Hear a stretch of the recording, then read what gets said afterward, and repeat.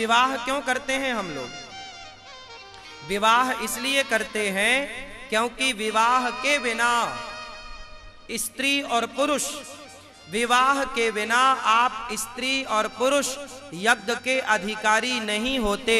विवाह के बाद ही आप दोनों यज्ञ के अधिकारी होते हैं, यज्ञ करने के। तो आप लोगों ने विवाह क्यों की है? ईश्वर की आराधना में, यज्ञ के विधान में हमारी पत्नी और हमारा पति सहयोगी है। इसलिए जब यज्ञ होता है तो उस यज्ञ में जो स्वाहा डाला जाता है, जब आप यज्ञ में आहुति डालते हैं स्वाहा, तो क्या होता है? वो घी जलता है, घी जलता है और जल करके वो आकाश की ओर बढ़ता है। धुआं, धुआं आकाश की ओर जाता है। घी जलाना क्यों जरूरी है? क्योंकि ऑक्सीजन तैयार होता है देसी घी से यदि वो जलता है तो। इसलिए दीपक जलाने की परंपरा है। 1 तोला घी जलाने से बहुत सारी ऑक्सीजन तैयार होती है, पता है आपको? तो इसलिए घी की आहुति डालने का प्रमाण है। जब उस यज्ञ का धुआं उठता है, यज्ञ का क्या उठता है? धुआं। वो धुआं आकाश में जाता है, उस धुएं से बादल तैयार होते हैं। वाष्पीकरण, बादल क्या करते हैं? वाष्पीकरण करते हैं। सारे सृष्टि के जल को वाष्पीकरण के द्वारा ऊपर ले जाते हैं और वही बादल बारिश में जब बरसते हैं तो उसी पानी, अब जो बादल बरस रहे हैं तो वो बादल भी तो यज्ञ कर रहे हैं ना। पानी की आहुति, पृथ्वी की प्यास कौन बुझाता है? पृथ्वी की प्यास बादल बुझाते हैं। पानी बरसा तो बादल भी यज्ञ, यज्ञ से धुआं उठा, पहली आहुति आपने डाली, बोलो हाँ।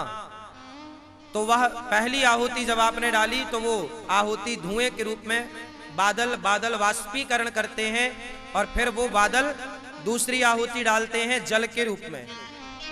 क्या डालते हैं? पृथ्वी को वो आहुति तो दे रहे हैं जल की। फिर क्या हुआ? फिर किसान ने खेत में बीज बोया तो वो पानी जब बरसता है, प्रकृति में मिलता है तो अनाज अंकुरित होता है। तो अनाज के दाने से जो अंकुरित निकला वो तीसरी आहुति है।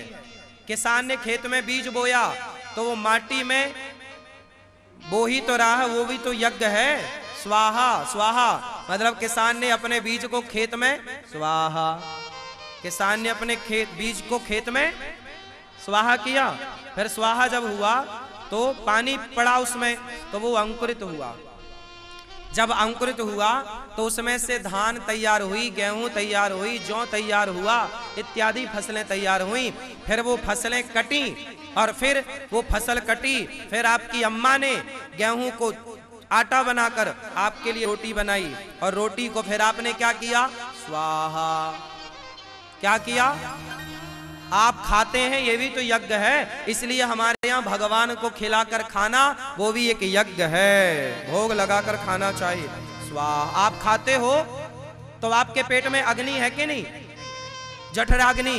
तो आपका पेट ही हवन कुंड है और आप रोटी की आहुति डाल रहे हैं, खीर की आहुति डाल रहे हैं, मिठाई की आहुति डाल रहे हैं, बोलो हाँ। स्वाहा दे रहे हैं ना, पेट को हवन कुंड है ये आपका। स्वाहा। फिर क्या हुआ? उस अन्न से क्या बना? आपका खून बना। क्या बना? खून बना। खून बना। उसी अन्न से आपका मांस बना, उसी अन्न से आपका सारा तेज तैयार होता है। जिस तेज से पुत्र और पुत्रियां उत्पन्न होती, वो तैयार हुआ। फिर क्या हुआ? फिर आपका हो गया विवाह। तो फिर विवाह आपने किया, फिर पत्नी से आप मिले, तो आपकी पत्नी और आपका जब मिलन हुआ तो यज्ञ के माध्यम से मिलन हुआ। जब आप शादी करने गए थे तो पंडित जी ने मंडप के नीचे क्या कराया था? बोलो। स्वाहा करवाया था, फेरे करवाए थे, हवन कुंड में तुम आहुति डाले थे। वो पहली आहुति तुम पति पत्नी की थी, अब से तुम यज्ञ के अधिकारी हो गए हो और अब तुम यज्ञ करोगे बड़े बड़े। तो पति पत्नी का होना क्यों आवश्यक है? यज्ञ का विधान पत्नी के बिना पूरा नहीं होता। आप पति पत्नी ने यज्ञ की शुरुआत की, ठीक है, क्या किया, यज्ञ की शुरुआत की मंडप के नीचे, तो आपका विवाह जो था वो विवाह भी एक प्रकार का यज्ञ है। विवाह क्या है, जोर से, विवाह क्या है, यज्ञ है। इसलिए आपकी गृहस्थी की शुरुआत एक यज्ञ से होती है। बोलो हाँ। मंडप के नीचे पंडित जी ने मंत्र पढ़े और आपका विवाह कराया, वो यज्ञ था, विवाह यज्ञ है। जबकि आजकल आप लोगों ने विवाह को शराब का अड्डा बना रखा है। आजकल आप लोग विवाह मतलब शराब, शादियों में आप जाते हैं, लड़की वाले खूब वहां पर किनारे शराब की बोतलें रखते हैं, बाराती आ रहे हैं शराब पी रहे हैं। आजकल तो दुल्हा भी शराब के नशे में बैठता है मंडप के नीचे। अब बताइए, तुम हिंदुओं का इससे बड़ा पतन और क्या हो सकता है? तुम्हारे सर्वनाश का कारण कौन है? तुम ही तो हो। अब तुम्हारा इसमें सर्वनाश ना होगा तो क्या होगा? जो यज्ञ था उस यज्ञ को तुमने शराब का अड्डा बना रखा है। आज शादियां मतलब शराब है। बोलो हाँ, आज शादियों का मतलब शराब। और तो ठीक है, सारे पुरुष लगभग शराब पीते हैं शादियों में, और तो और स्त्रियां भी शराब पीती हैं आजकल कुछ। बोलो हाँ। अब बताओ, एक पुरुष एक स्त्री का एक यज्ञ के द्वारा मिलन हो रहा है, उस मिलन में तुम शराब पी रहे हो। हम आपसे कह दें, ऐसे बारातियों को बिल्कुल घुसने मत दो, और जो शराब मांगे इनके लिए 3 हाथ का जूता तैयार रखो। जो कहें कि पार्टी वार्टी दो, पूछ लो कौन सी पार्टी, मिठाई की ले ले, रबड़ी की पार्टी ले, और शराब की मांगे तो 3 हाथ वाला जूता बिल्कुल तुरंत उसके 3 जमा मुंह में ले, ये वाली पार्टी ले। आपको बदलना पड़ेगा। आपकी बेटी का भविष्य तैयार होगा उस यज्ञ से। आपके बेटे का जीवन स्टार्ट हो रहा है उस यज्ञ से, लेकिन वो शुरुआत आप लोग शराब के नशे से कर रहे हैं। इससे बड़ी मूर्खता आपकी क्या होगी? बोलो हाँ। फिर क्या होगा? पति पत्नी का विवाह हुआ, इसलिए यज्ञ मंडप में मतलब विवाह मंडप में जो लड़का लड़की होते हैं उन्हें लक्ष्मी नारायण कहते हैं। मंडप के नीचे जो लड़का बैठता है वो नारायण का स्वरूप माना जाता है, और जो लड़की होती है वो लक्ष्मी मानी जाती है, वो सीताराम माने जाते हैं मंडप के नीचे। इसलिए मंडप के नीचे लड़की के पांव पूजे जाते हैं माता पिता के द्वारा। बोलो हाँ। कई जगह बेटियां अपने माँ बाप के पांव छूती हैं, कई जगह। अच्छा ये बताओ, जब बेटियां माँ बाप के पांव छूती हैं तो फिर मंडप में माता पिता लड़की के पांव क्यों पूजते हैं? जबकि पांव तो लड़की, कुछ लड़कियां हमारे भारत के कुछ क्षेत्रों में लड़कियां पांव छूती हैं अपने माँ बाप के। बोलो हाँ या ना? तो जब लड़की आपके पांव छूती है तो मंडप के नीचे आपने बेटी के पांव क्यों पूजे? बताओ। दामाद कौन होता है? दामाद तो आपका बेटा हुआ ना, बेटे के तुल्य हुआ कि नहीं? जोर से। दामाद बेटे के तुल्य होता है या नहीं? हाँ या नाम उत्तर दो जोर से। पीछे अरे मैया मेरी माँ, देखो पीली मैया खड़ी होके पंचायत कर रही। मैया नाच के कर लो मेरी माँ पंचायत।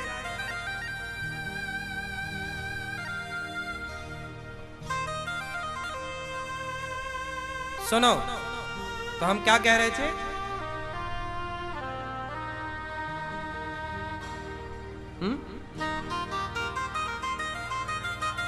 हाँ,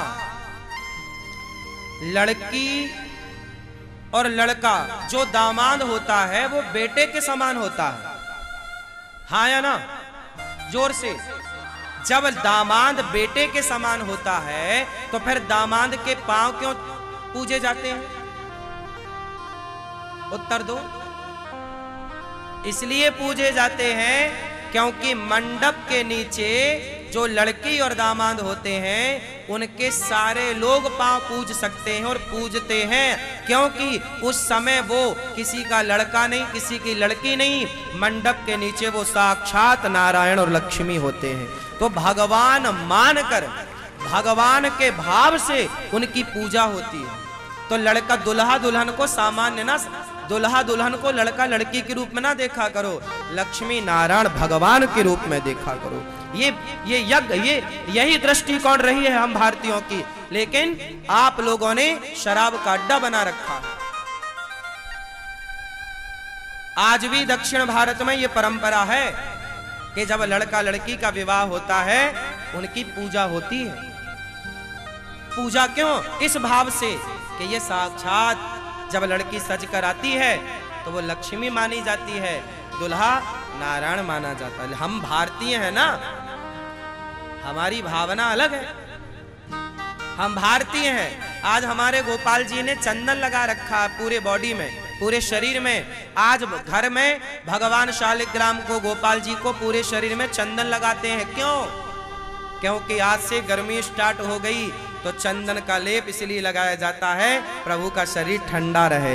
ये भाव है, भगवान को थोड़ी कोई गर्मी सताएगी, लेकिन ये तो एक भक्त का भाव है।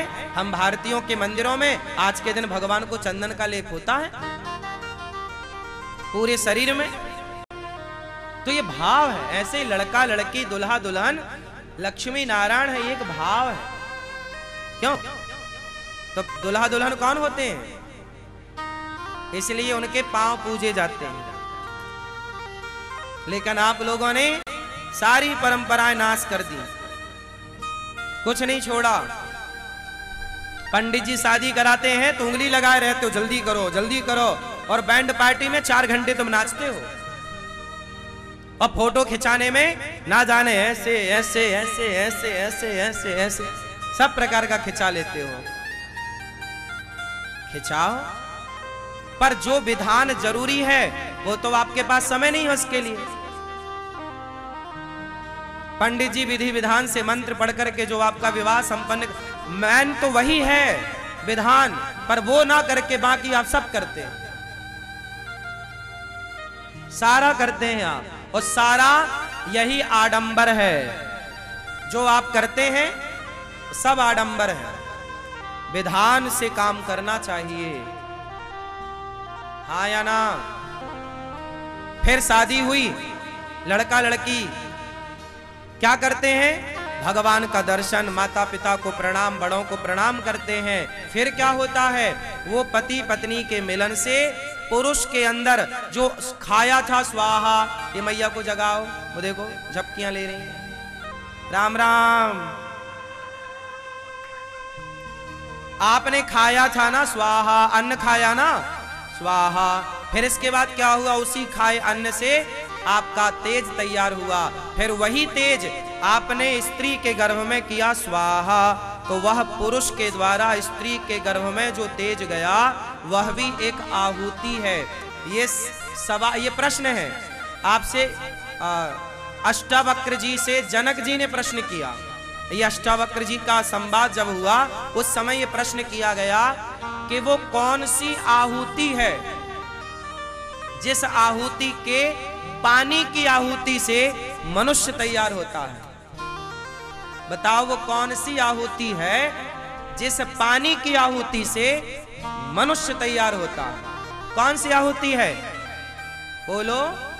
वही है गर्भाधान, वही है संस्कार, पहला गर्भाधान संस्कार। जब आप यज्ञ करके भगवान की उपासना करके संतान उत्पन्न करोगे तो आपकी संतान श्रेष्ठ विचारों वाली होगी, आपकी संतान अच्छी होगी।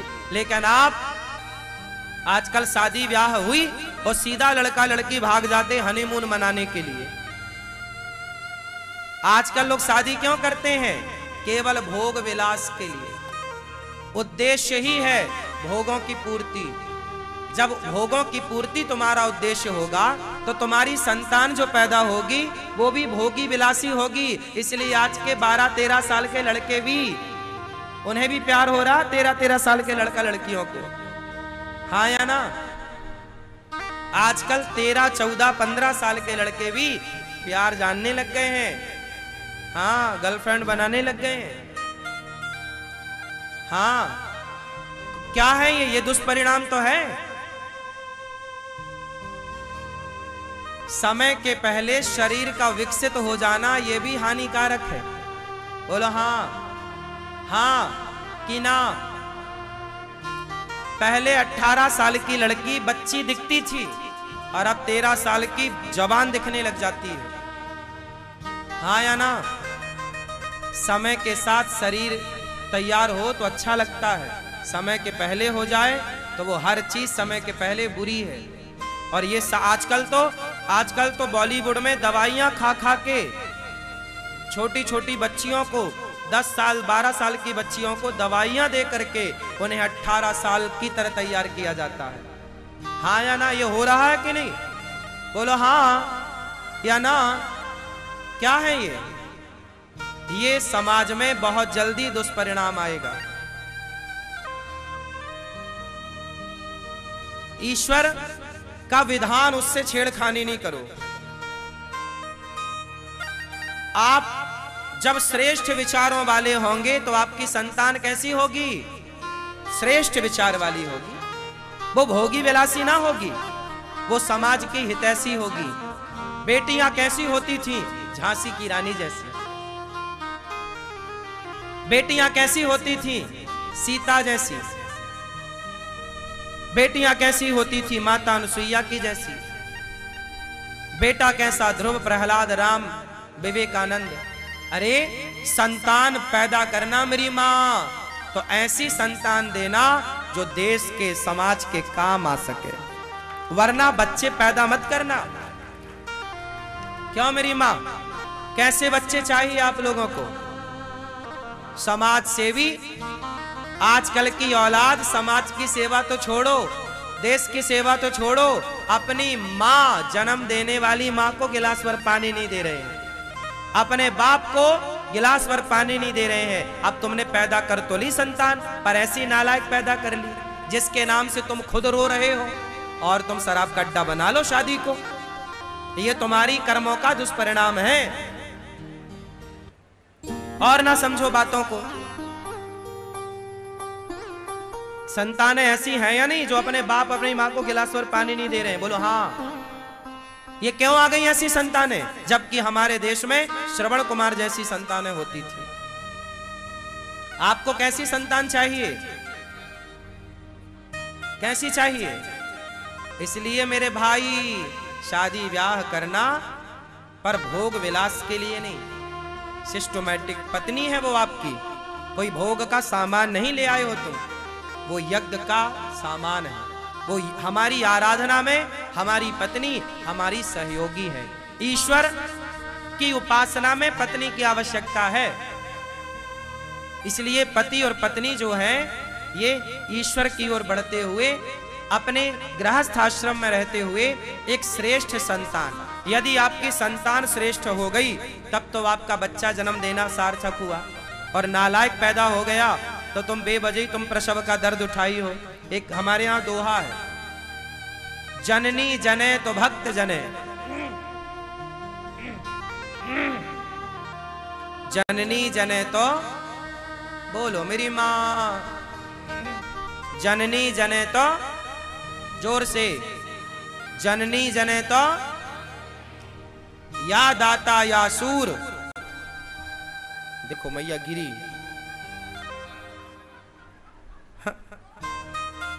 पूरी रात तुम पंचायत करती हो, कथा में आके सो जाती हो। जननी जने तो भक्त जने, क्या मतलब हुआ इसका? जननी जने तो भक्त जने, या दाता या सूर, या से तो बंध्या भली, काहे गवावे नूर। क्या मतलब हुआ इसका? आप बताओ चश्मा वाली मैया, इसका अर्थ बताओ। जननी जने तो भक्त जने, क्या मतलब हुआ इसका? आप बताओ। जननी जने तो भक्त जने, क्या मतलब हुआ?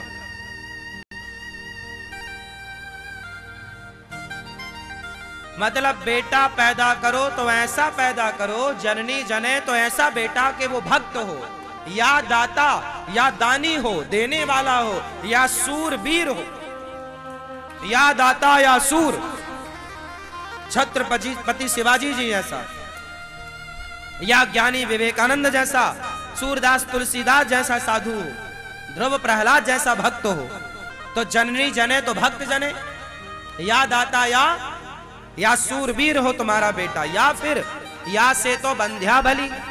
यदि तुम ऐसे बच्चे पैदा नहीं कर सकती हो तो बांझ रहना अच्छा है। या से तो बंध्या भली, काहे गवावे नूर, क्यों अपनी शक्ति बर्बाद कर रही हो, क्यों खून बहा रही हो।